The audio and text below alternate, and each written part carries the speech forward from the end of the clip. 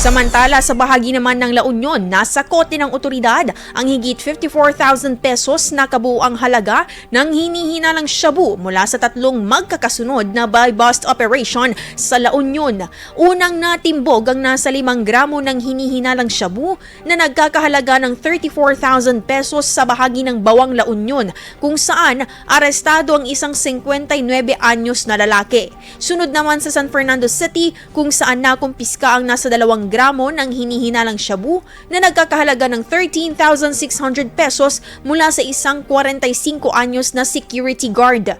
Huli din sa buy-bust operation ng isang 53 anyos na vendor sa Agoo matapos na makumpiska mula rito ang 1 gramo ng hinihinalang shabu na nagkakahalaga naman ng 6,800 pesos. Nasa tamang disposisyon na ang mga naturang suspect maging ang mga nakalap na ebidensya. IFM News. IFM News. IFM News.